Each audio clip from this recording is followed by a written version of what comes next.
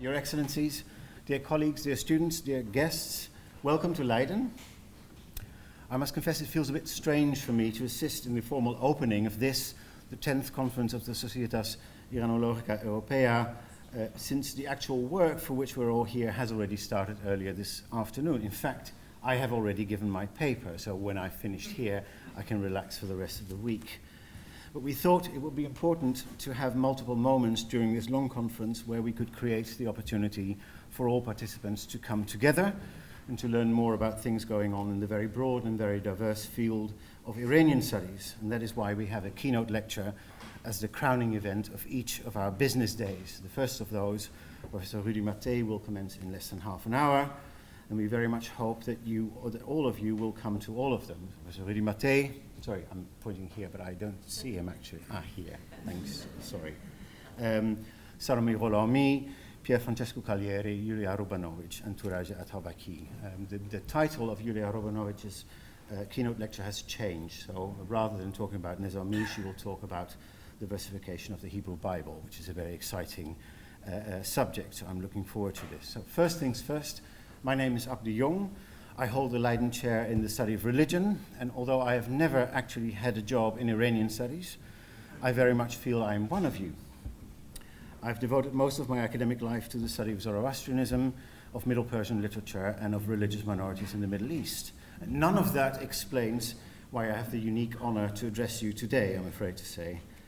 The reason for that unique honor is that I'm currently also the academic director of the Leiden University Institute for Area Studies, in which most, but by no means all, research and teaching in Iranian studies in Leiden is concentrated. So the LIAS, the Institute for Area Studies, brings together research and teaching on anything from ancient Sumerian to internet Chinese, so it's basically for ancient Near Eastern, Middle Eastern, and Asian studies, as well as the study of religion. And it is thus also the natural locus for Iranian studies. But research in Iranian studies is by no means limited to the LIAS in Leiden. In our sister institute, the Leiden University Center for Linguistics, there's a vibrant group of colleagues in Indo-European linguistics, many of whom work on Iranian languages. I am trying to do my best to contribute from religious studies, which is by now part of the LIAS.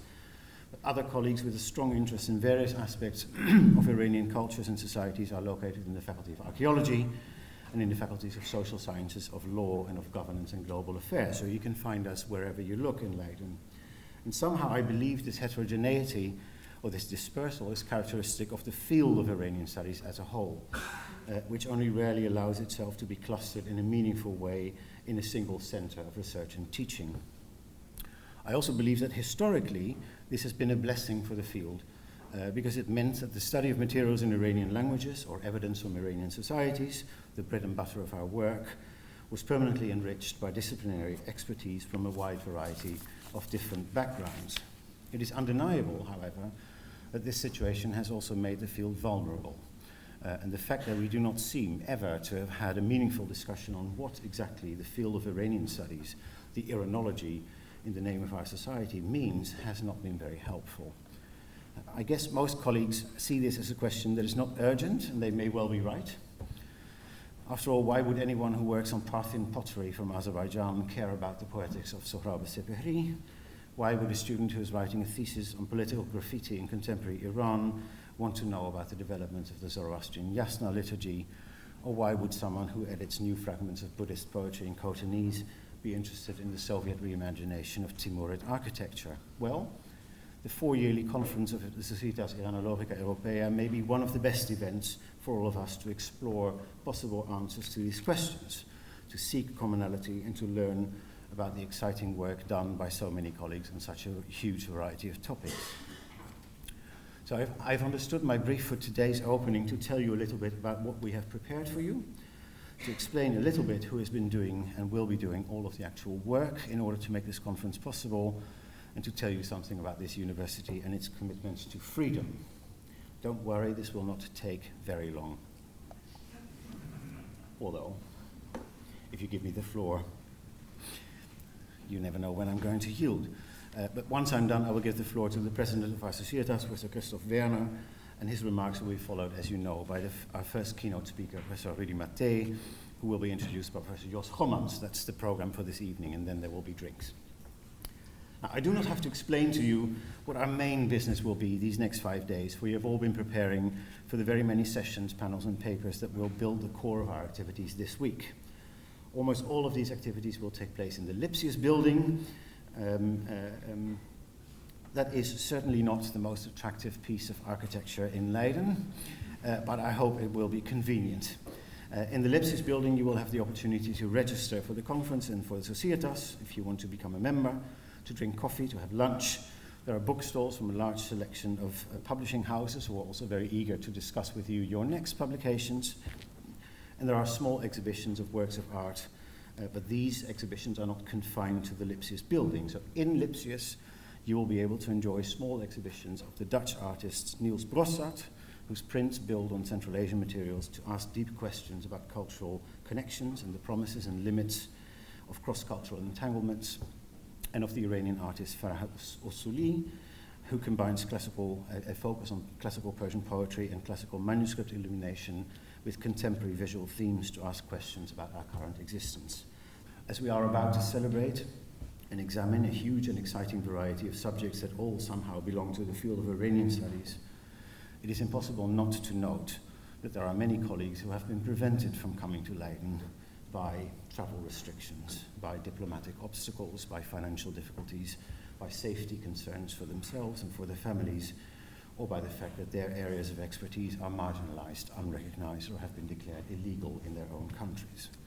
I am not a political activist by any stretch of the imagination, but I think I'm not alone when I say that I keenly feel and I keenly regret the absence of most of our Afghan, Kurdish and Russian colleagues and friends, and of many of our Iranian colleagues and friends as well, and that I seriously hope at the next conference of the Societas we will be able to welcome them back into our strange little academic worldwide community of Iranists. It is with great pleasure that I welcome you as the outgoing president of the Societas Iranologica Europaea to the 10th European Conference of Iranian Studies. I'm indeed delighted to be here with you in Leiden, and I'm looking forward to a fascinating program and a wonderful week. We prayed to God that we would have good weather, and our prayers were heard. We have excellent weather. It's really fascinating, and it's so great to see you all here. The last 4 years have been challenging and a difficult time for all of us, professionally and private. The pandemic has made research and teaching since 2020 so much more difficult. Conference plans, fieldwork, visits to libraries and archives, excavations or exhibitions, none of that happened. And while some were able to use the cozy cocooning time to write, others felt disoriented or had to share their home office with partners and children out of school or kindergarten. Looking back, we realized that while it was convenient at times to just turn on the Zoom class in our jogging pants, the personal and direct exchange with colleagues and students was sorely missed.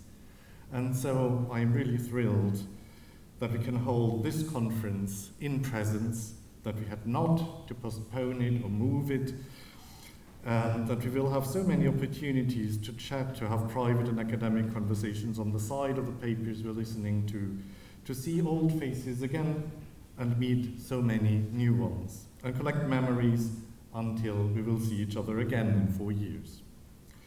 Meeting in presence is so important in order to catch up, and for a time we were afraid indeed that universities and research institutes might grab the opportunity to just move all conferences into virtual space. Unfortunately, the renewed mobility has not been available to all of us, as has just been mentioned already, and it continues to be a problem for many colleagues who would have loved to be with us today. The war in and against Ukraine has added to these problems since 2021. 2022. The same is true for Iran. Many of us, having friends and families there, have followed with great concern, anguish, and hope the events and developments in Iran since September of last year. We always need to stress that Iranian studies as a field is much larger than the current boundaries of the Iranian nation state. Still, the future of Iranian studies is inseparable from academic dialogue and cooperation, also with Iran, its universities, academies, research institutions. We need a free and open exchange of ideas, research, and people, women and men. Academics from Iran should be able to join events like the European Conference of Iranian Studies, and researchers and students from European universities, whatever their nationality, origin, or heritage, should be able to study and work in Iran without fear and restrictions. Iranian studies as a lively discipline cannot exist solely in a virtual diasporic world. We can celebrate today not only the opening of the 10th European Conference of Iranian Studies, but in addition we celebrate the 40th anniversary of the first European Colloquium of Iranian Studies as the foundational event of the Societas Iranologica Europaea held 1983 in Rome. Some who have been invited to this inaugural event to discuss the state of Iranian studies in Europe are with us today. Others have left us, and I would like to evoke in particular the memory of two great scholars who have passed away and took part in this germinal event, Professor Charles Schaket and Professor Hans de Bruin, who established Hans de Bruin and cultivated Persian studies here in Leiden for many, many years. The history of these European conferences has led us from the inaugural colloquium in Rome to the first European Conference of Iranian Studies in Turin, 1987, to Bamberg, 1991, Cambridge in 1995, Paris in 1999, Ravenna in 2003, Krakow 2011, St. Petersburg 2015, and Berlin 2019, and today, finally here to Leiden. I'm proud and honored to be here. Let me begin by thanking the conference organizers for the hard work they've all done and for the invitation for me to address this distinguished assembly. And I would especially single out Christoph Werner and Gabriel van den Berg, who are both here, of course. As said, I am truly thrilled to be here, see so many familiar faces, which adds to the thrill. It's truly a homecoming for me in more than one way. A homecoming to my country of origin and a homecoming to my intellectual community. Please allow me to start my talk this afternoon on a personal note. My stay in Holland this week is bookended by two events. One, of course, is this presentation. The other one is my mom's 100th birthday, which we will celebrate on Friday, which of course unfortunately means I will have to cut short on my presence during this conference. I can report that my mom is still going strong, living independently for the most part, and mostly taking care of herself. May we all be blessed like this in old age. I would also like to take this opportunity to commemorate my brother-in-law, Mohammed Amini, whose untimely passing last year has been a great loss to the family, but also to the Iranian community. Khoda biyamrozadsh. This brings me to the topic of my, on a more pertinent initial observation, of course, I have to say that this conference coincides with and was no doubt organized with an eye to the quadricentennial anniversary of formal Dutch-Iranian relations.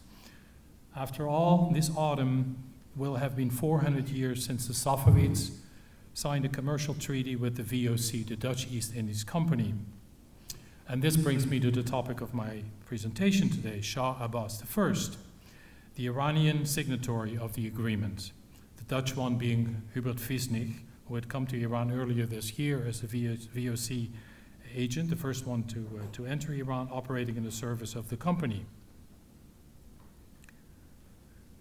Of course, I hardly need to introduce Shah Abbas I, the fifth ruler of the Safavid dynasty, who held sway in Iran from 1587 or 1588, depending on your criteria of what it means to come to full power, until his death in January of 1629. Abbas I also counts as the most successful ruler of the Safavid dynasty, indeed as one of the greatest monarchs in Iranian history. So much so that he's often called the Great, Kabir, or Bozorg, an honor otherwise only reserved for Cyrus, the founder and the main ruler of the Achaemenids, and more controversially for Reza Shah, the modernizing founder of the short-lived Pahlavi dynasty. According to John Malcolm, the first British ambassador to Iran, who visited the country in 1800, and who's also the author of what may properly be called the first modern history of Iran, Shah Abbas occupied the same place in Iran as the Caliph Harun al-Rashid did in the stories of the Arabians, quote unquote. Malcolm heaped praise on him, albeit with some qualifications. Abbas, though cruel and violent at times, appeared to him, to Malcolm, in almost all instances, quote, to have exacted more from the dictates of policy than of passion, unquote. The general welfare and improvement of his kingdom, Malcolm concluded, was his goal. He perfectly succeeded in accomplishing this goal, and the long peace enjoyed by Iran must be, quote, chiefly ascribed to the wisdom of his measures, unquote. Later authors echoed this, turning Abbas into a magnanimous, ebullient, and tolerant monarch intent on creating a glorious, centralized empire, state worthy of the name empire. Now, rather than this being a matter of retroactively applied gloss, hard to verify in the absence of eyewitness reports, this image of Abbas goes back to contemporary European visitors. Men who, enjoying the Shah's hospitality and seduced by his apparent affection for Christianity, portrayed him as a resolute and energetic monarch, possessed of a magnetic personality, as visionary as he was tolerant. To be sure, they did draw attention, like Malcolm, to the sanguinary beginnings of Abbas's reign, and their interaction with him and his entourage opened their eyes to his mercurial personality as well. Some indeed experienced firsthand how royal clemency might turn to royal terror in a flash. Anthony Shirley, the well-known English adventurer cum diplomat, who became personally acquainted with the Shah during the 5 months he spent in Iran in 1598-99, characterized Abbas as, quote, royal, wise, valiant, liberal, temperate, merciful, and an exceeding lover of justice.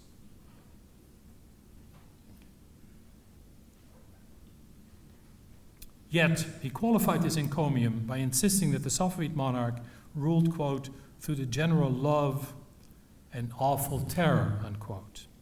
John Cartwright, an English preacher who visited Iran a decade later, noted that Abbas had come to power amid the shedding of much blood, yet concluded that at present he was exceedingly beloved and honored by his subjects, in so much so that when they will confirm anything by solemn oath, they will swear by the head of Abbas the king, and when they wish well to any man, they visually say, Shah Abbas, grant thee thy desire, unquote. Virtually all Europeans who subsequently met him were equally as impressed by Abbas and his immense charm, his bonhomie, his willingness to sit and engage in debate with foreigners over wine, and not least what seemed to be a secular, pragmatic approach to statecraft and international politics. His approachability and aversion to ceremonial and protocol became legendary as well. The Spanish Discalced Carmelite, Father Tadeo di San Eliseo, who served as Abbas's translator and became one of his confidants, was only the first one to note how the Shah would go around town listening and talking to people dressed in simple shirts and pants. His way of organizing public festivals illuminated by thousands of lights and enlivened by fireworks drew the attention of foreign visitors as well.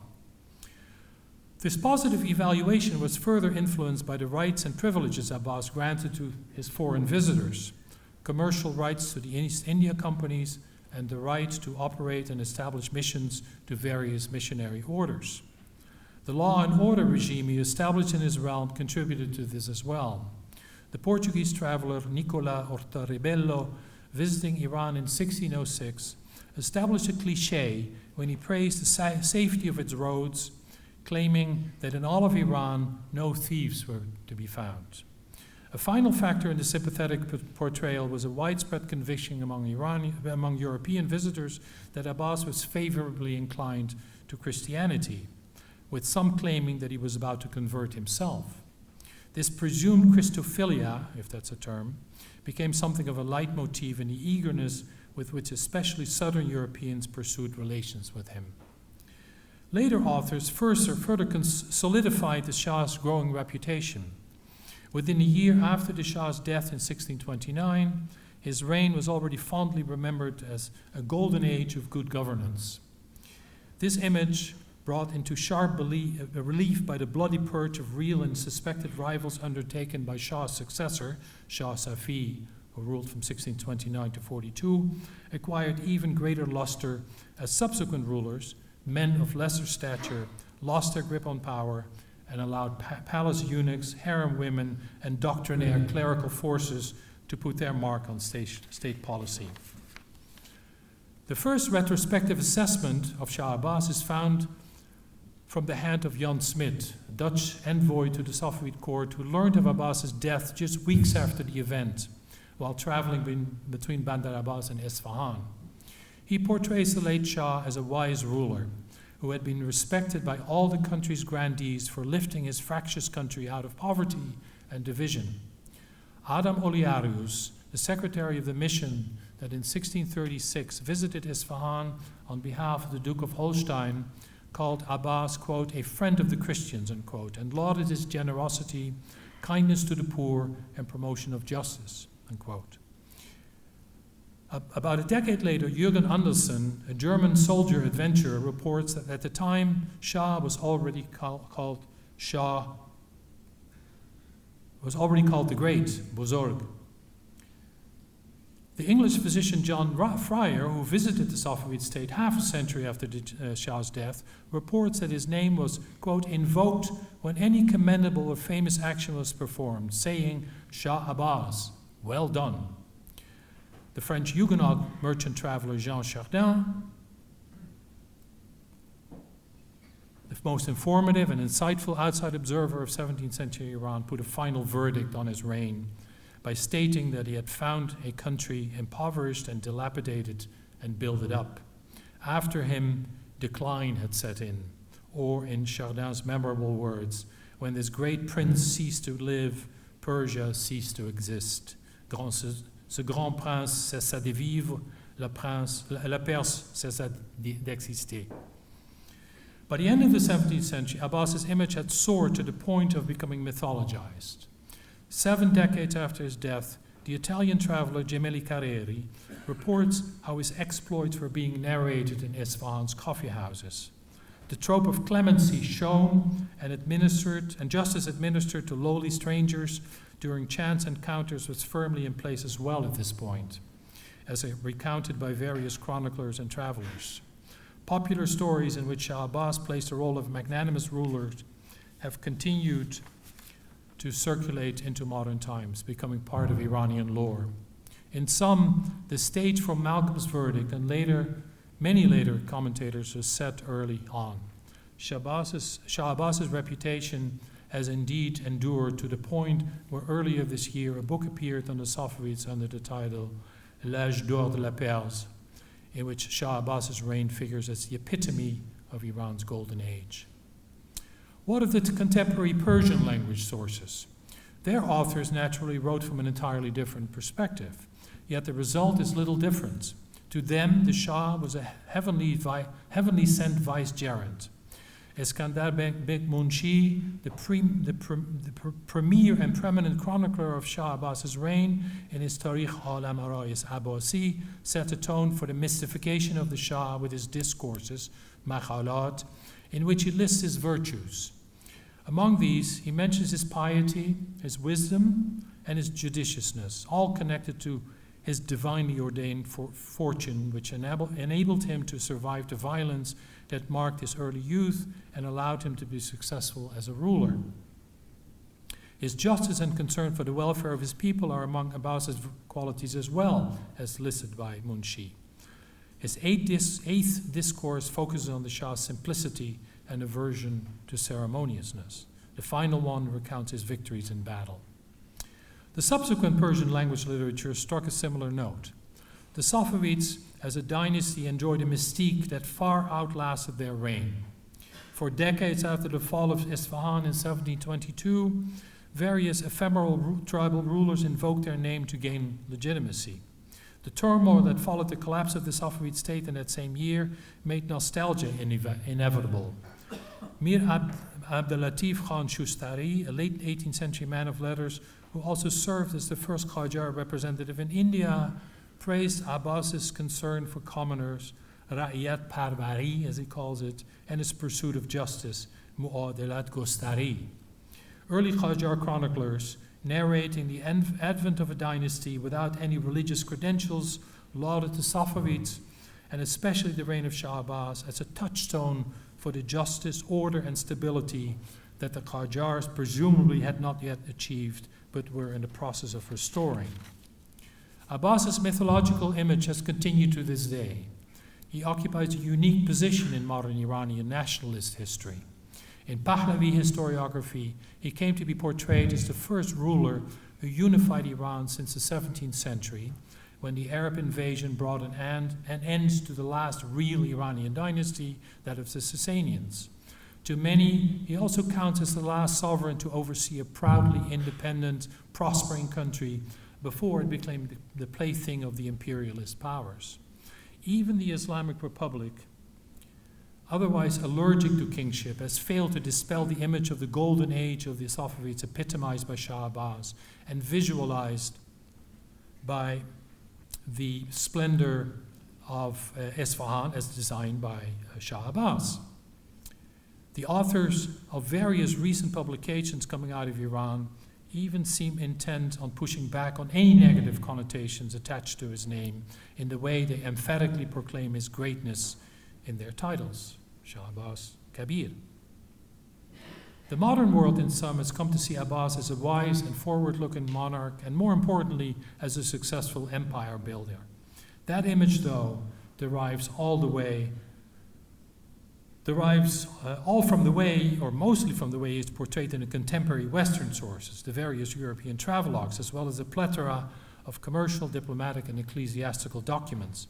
Let's take a look at the difference between these and the Persian language sources. Operating within a system that sustained them, the latter, the Safavid court chronicles, wrote to legitimize Safavid rule and the Shah's role in this. Compendia of events that record the activities of the Shah and his entourage in analytic and often formulaic fashion, they extol the Shah's virtues and successes. I've already talked about Iskandar and Mushi about this. Yet planned empire state building hardly figured in this. Indeed, the chroniclers pay remarkably little attention to the Shah's economic and administrative policies, including the eye-catching selection and redesign of Isfahan as part of a visionary policy. They praise Shah Abbas's justice and judiciousness, viewing these qualities as integral to the divine mandate of his kingship. Their real focus, however, is on the Shah's military exploits in the form of his many campaigns, directed against the Ottomans, the Uzbeks, and the Mughals, among others. Like Turco-Mongol rulers before him, he appears most concerned with mulgiri, grabbing land, and military matters dominate in the accounts, before, during, and after the execution of his presumed imperial project. The chroniclers occasionally refer to the Shah as a world conqueror, Jahangir, heir to Genghis Khan via Timur Lenk, to whose genealogies they linked the house of the Safavids, a ruler who, like these illustrious forebears, was destined to project dynastic greatness. Yet even this ultimate imperial destiny is left ill-defined and remains rather abstract in the actual narratives. In other words, the greatest achievement for which he is mostly celebrated today, that of unifying Iran, is absent or largely absent from the Persian sources as an analytical topic of discourse. Planned empire building is precisely, on the other hand, what the European sources tend to highlight. Driven by entirely different concerns and agendas, the Western authors wrote in ways that pleased their patrons and that was familiar to their readers, obviously. Some wrote to inform superiors, rulers of states, or directors of maritime and ecclesiastical companies and institutions about conditions in Iran, about the person and predilections of the Shah, the chances of being grants, rights, and concessions.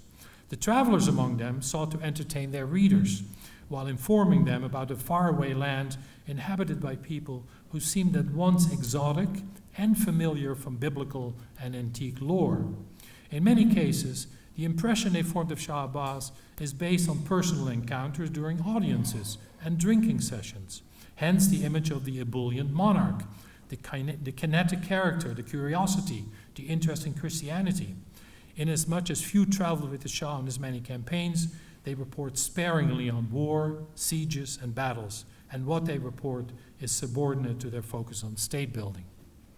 Following these sources, the story told in modern representations of the Safavid state tend to follow a sequential, almost teleological narrative by often implicitly distinguishing between two phases in Shah Abbas's reign. Exceeding at the age of 17, the Shah at first had to claw his way to real power amidst fierce tribal rivalry. Once he achieved mastery over his direct surroundings, he embarked on his real project, building an empire. This second phase, involving a series of forward-looking policy measures of which sidelining the seditious Qizilbash, the Turkoman warriors who had brought the dynasty to power and who long remained the mainstay of their military power, was the most urgent. To break their destructive hold on the country, Abbas accelerated the policy initiated by his predecessors, that of marginalizing and supplanting these Qizilbash by appointing ghulams, so-called slave soldiers, Armenians, Georgians, and Circassians from the Caucasus to key administrative and military positions. As spectacular was his selection of the centrally located city of Isfahan as Iran's new and arguably first real capital.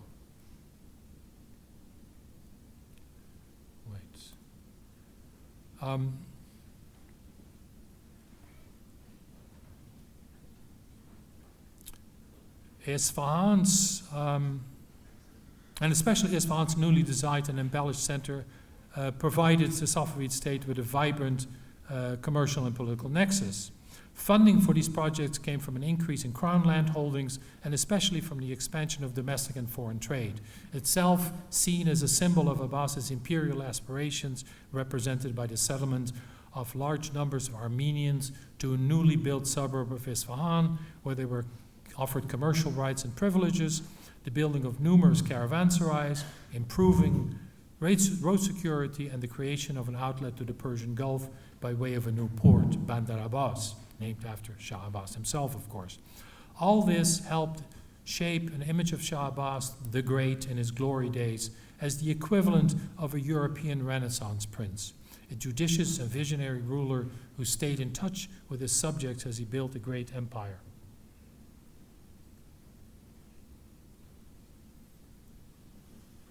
No one did more to portray Abbas as such than Pietro della Valle, a Roman nobleman who, living in Isfahan between 1617 and 1619, knew him personally.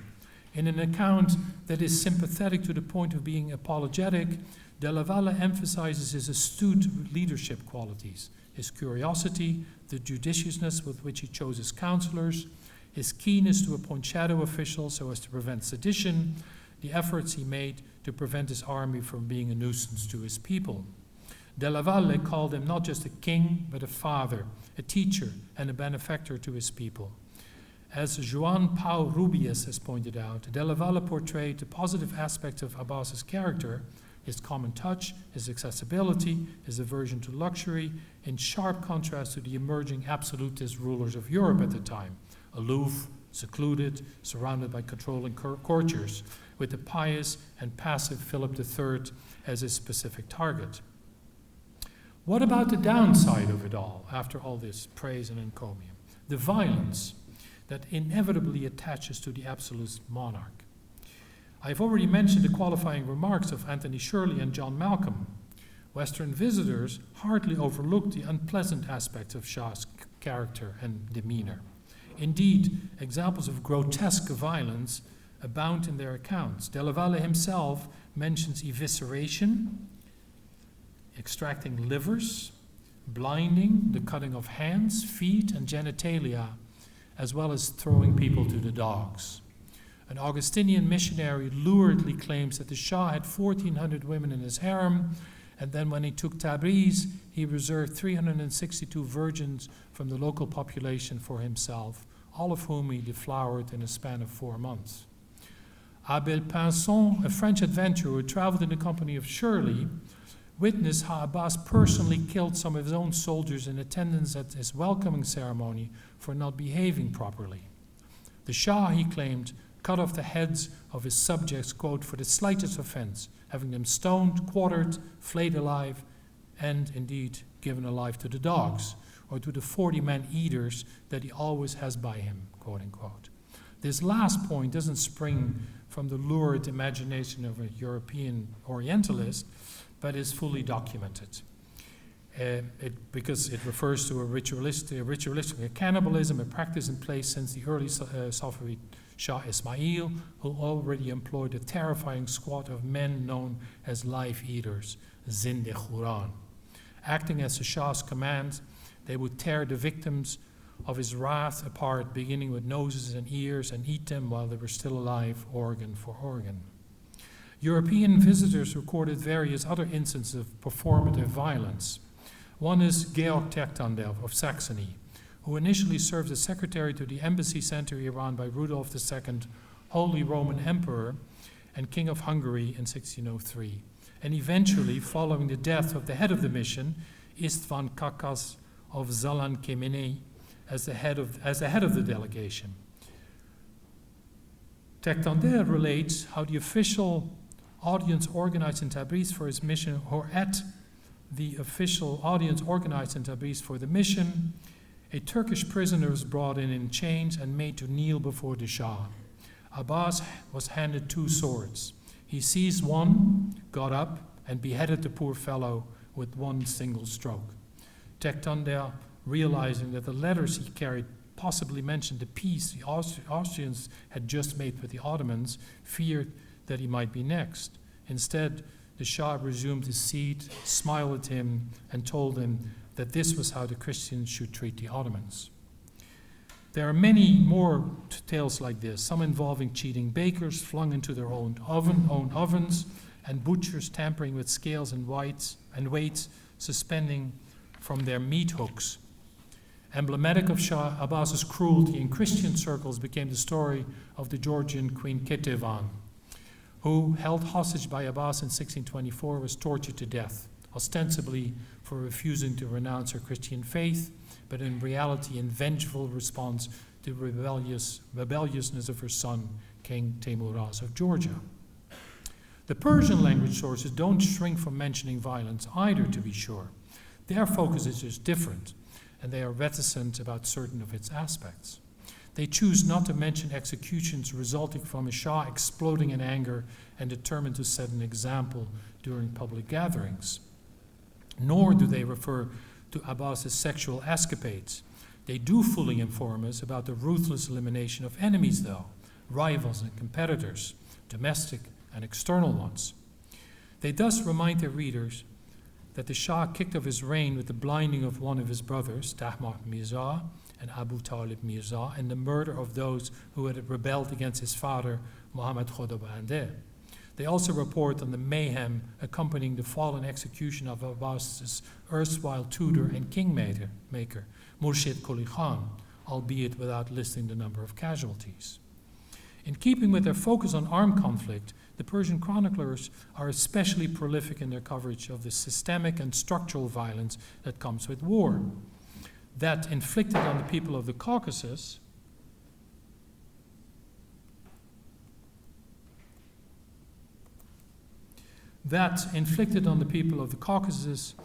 offers instructive examples. The devastation resulting from Abbas's campaign against Ganja in 1603 was such that it prompted the 17th century Armenian chronicler Arakel of Tabriz to call Abbas a snake from the underworld, quote unquote.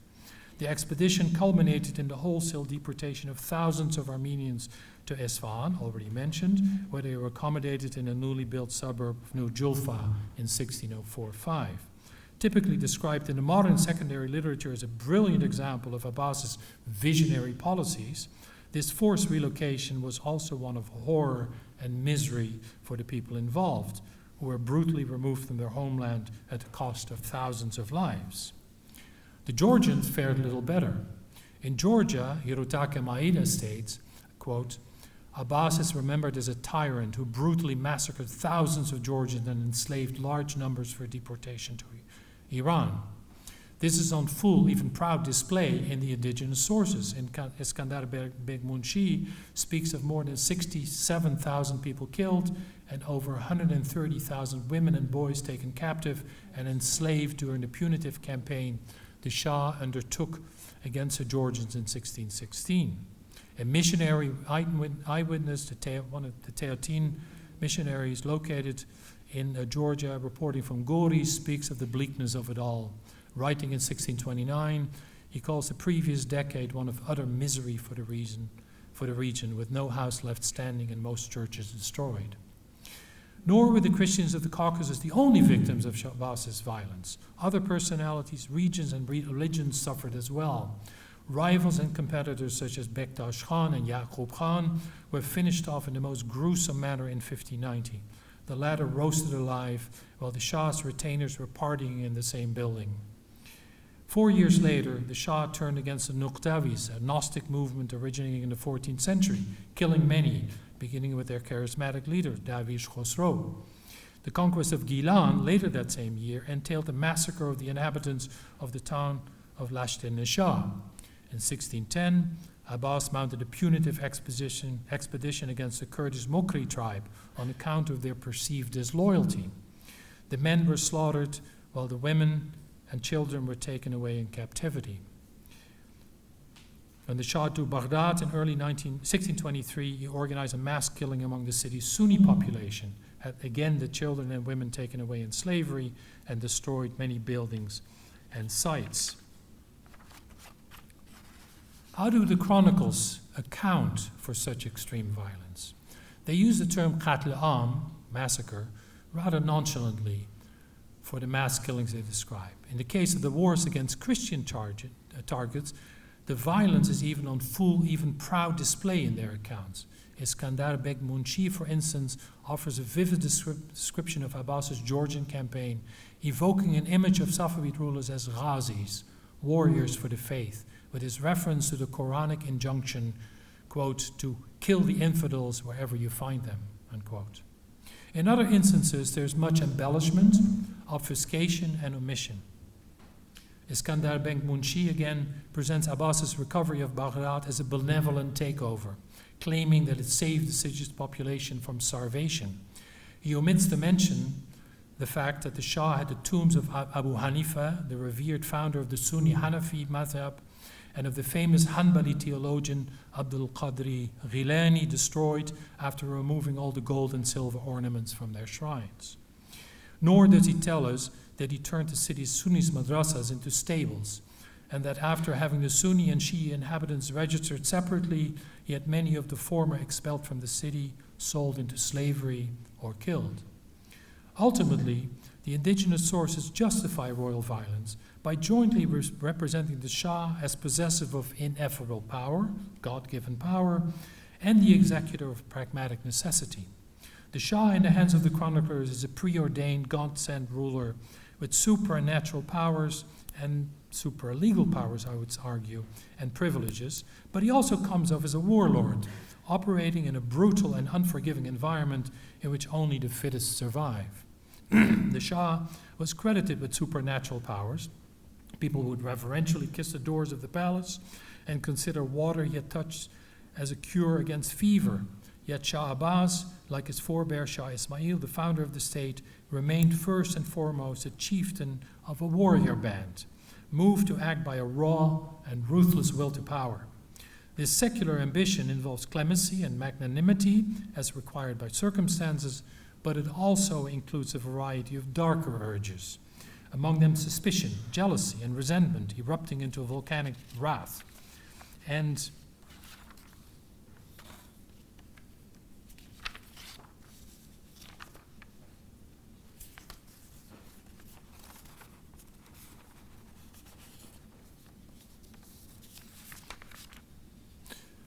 it justifies opportunistic, cruel behavior like deceit and betrayal, revenge and retribution in the form of severe punishment, even brutal murder, all passions that are preferred as natural and integral to statecraft.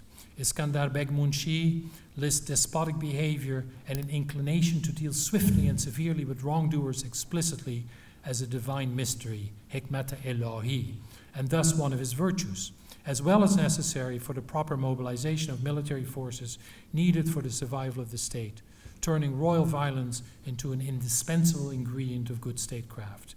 He thus represents the blinding of his own son, Imam Quli Mirza, as an example of a king putting the welfare of his people and the interests of the state above his personal ones, and justifies the act by referring to the son's foolish and arrogant behavior. Proper statecraft thus was a matter of reward and retribution.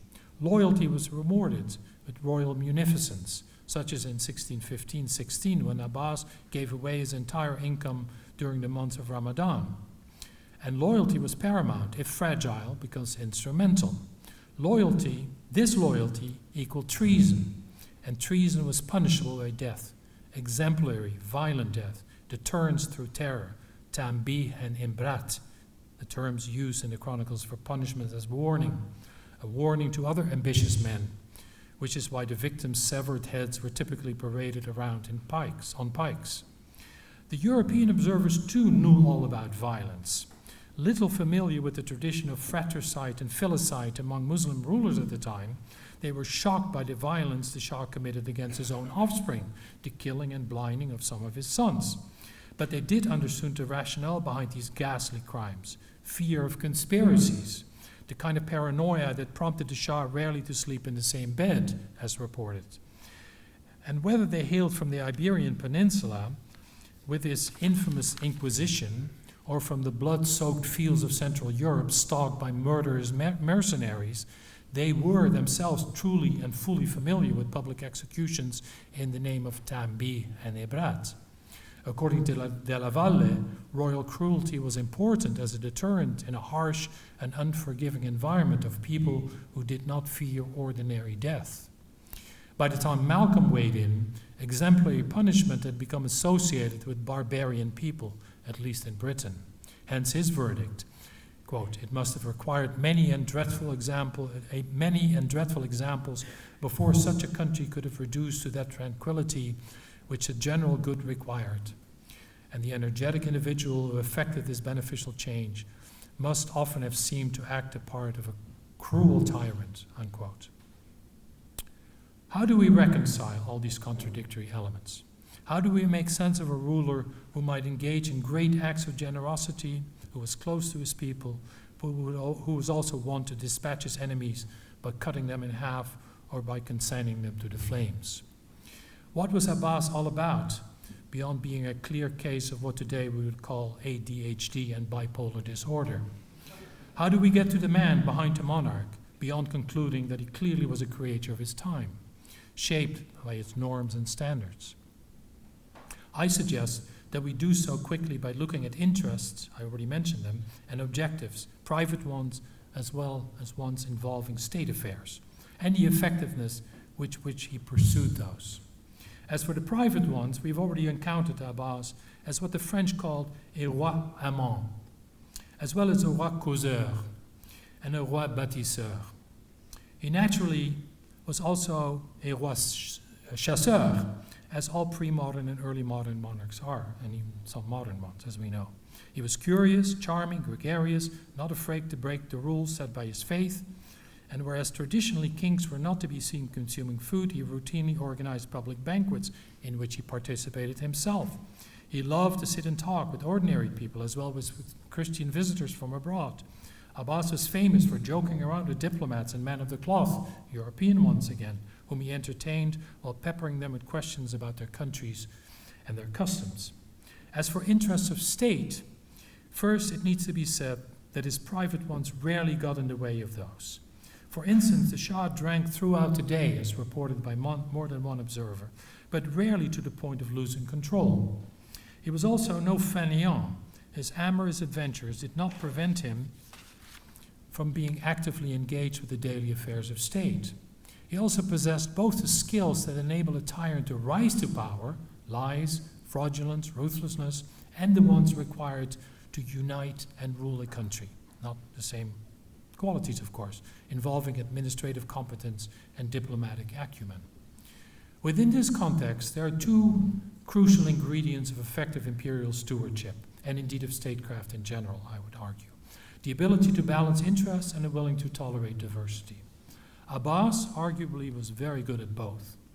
He was a master of balancing forces, both domestic and external ones, by manipulating them, playing them off against each other. He did so successfully by concluding a disadvantageous peace with the Ottomans with the aim of gaining time to engage in domestic reform.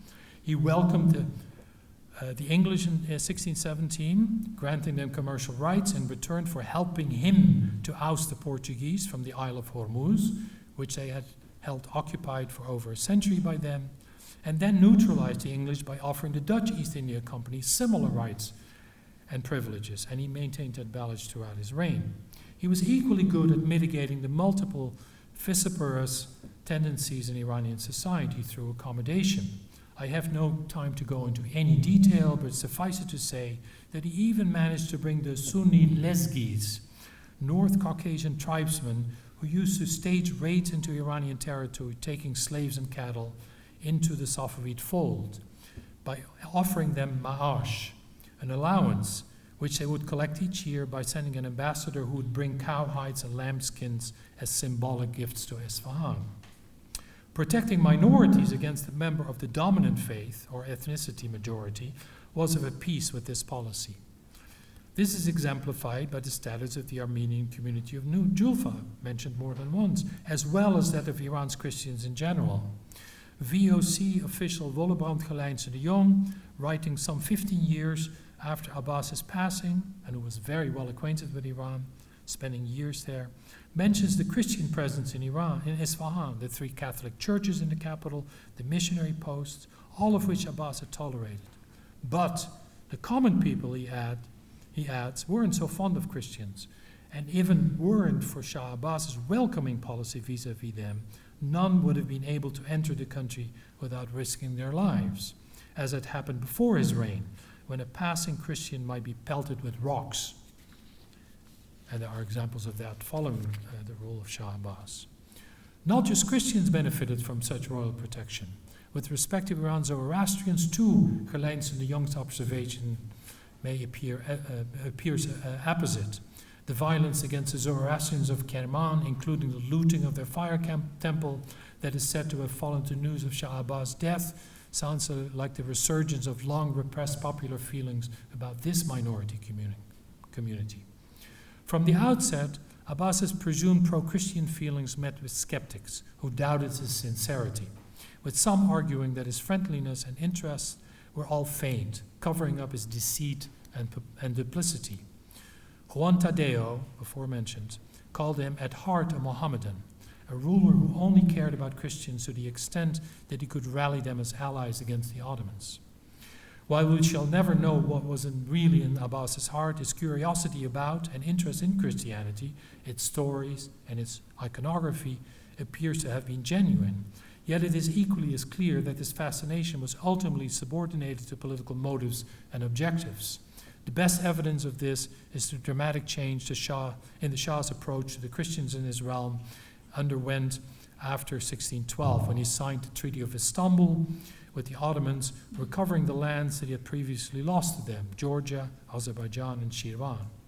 No longer bound by the need to seek an anti-Ottoman allegiance with the Christian powers, the Shah now began to focus on the Persian Gulf trade routes. As he gave up hope of forging an alliance with the Christian powers, and as his relationship with the obnoxious Portuguese soured, we see an unmistakable deterioration of the position of Christians in Iran, except for that of the new Julfans, who continue to serve his commercial needs.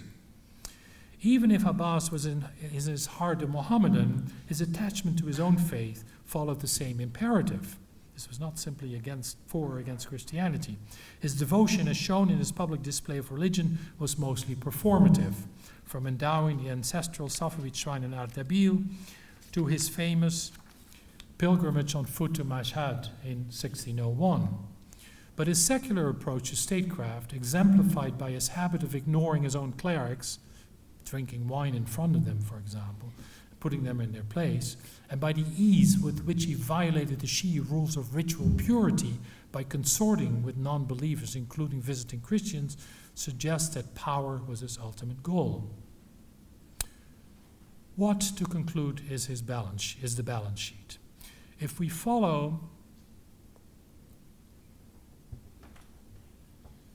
the 16th century Scottish scholar George Buchanan in his opinion that, quote, a king rules over willing subjects, a tyrant over unwilling ones, we must conclude that Shah Abbas was a king rather than a tyrant. But if we follow an older distinction, that between the despot and the tyrant, which makes seem like an academic distinction, but it was made by Aristotle, things look different.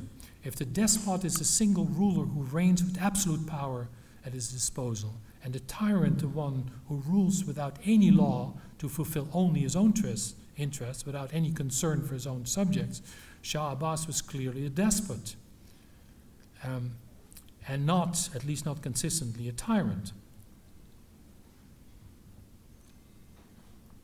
If you allow me to indulge in some comparative terminology for a moment here, I would argue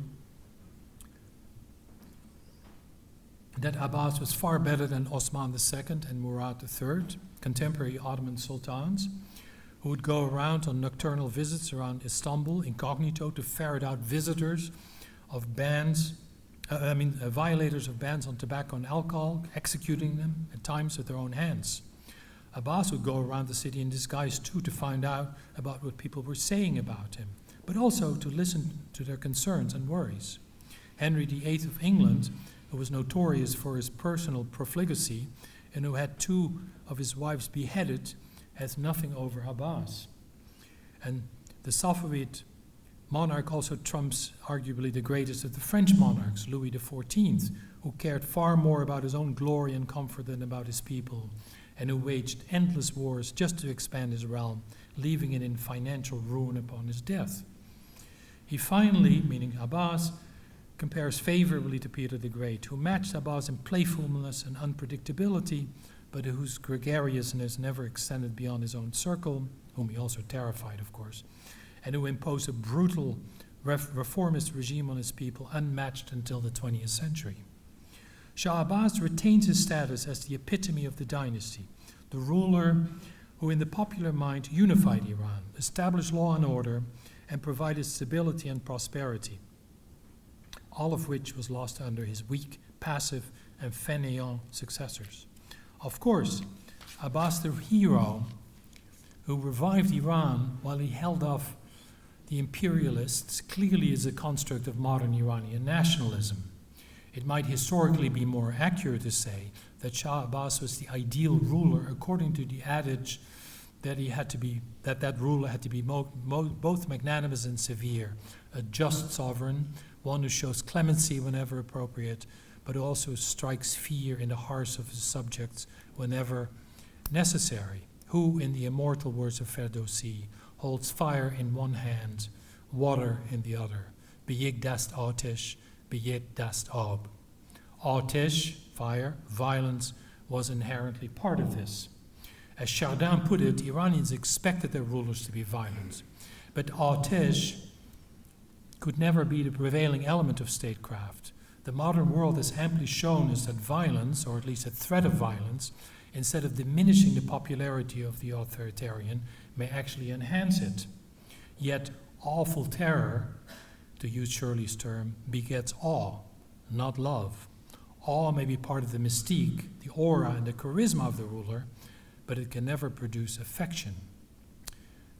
What made Abbas, in Shirley's word, exceedingly beloved and honored by his subjects is that he lived up to the expectations of the age-old Middle Eastern cycle of justice, which included taking care of the people, a concept that was only beginning to be accepted as an integral part of royal statecraft in England and other parts of Europe at the time. The notion that kings were only useful if they protected the people, quote unquote. By all accounts, Abbas did work for his people. He did protect non-Muslims. All of it may have been pragmatic rather than principled, but it did have real effects and benefits for the people involved, and it did contribute to the security and prosperity of all. The enduring magic of Shah Abbas, we must conclude, flows from that rare combination. A sovereign who holds an unruly realm together without losing the connection with his people, who leads his troops into war, but also organizes public firework parties, a stern father as well as a perceived generous and gregarious friend, hugely competent as well as amiable. How could a ruler of, quote, nature courteous and affable, easy to be seen and spoken withal, a king accessible and convivial, who moves around his own people in plain attire, not be popular? Even in death, Shah Abbas remains a man of the people, averse to ostentation. We must bow our heads to see Napoleon's tomb when we enter the Dôme des Invalides.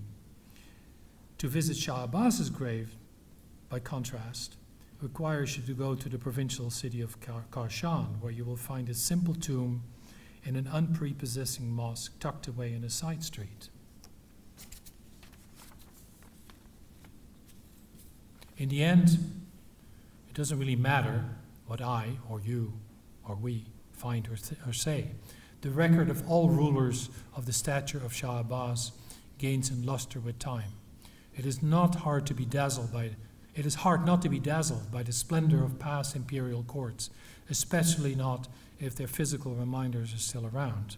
Countless warlords, from Alexander to Napoleon, have been mythologized, even canonized over time, with the human misery they left in their wake airbrushed out, relegated to oblivion.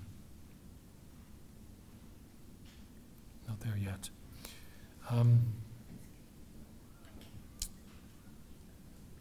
Visitors who enter the Maidan in Isfahan today want to remember Shah Abbas personally playing polo on this magnificent square, not be reminded of people being thrown to the dogs, their corpses left to rot for days on end.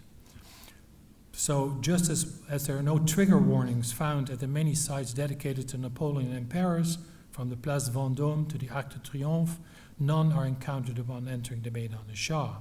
Rulers of the caliber of Shah Abbas and Napoleon retain their enduring mystique, upheld by a populace hungry for past role models and little affected by the critical writings of pettifogging modern scholars. As a character in Leon Feuchtwanger's wonderful novel, Die Geschwister Oppermann, says, the only thing that counts is the name, the fame. Who Caesar was is not interesting. What lives is the myth of Caesar. Thank you for your attention.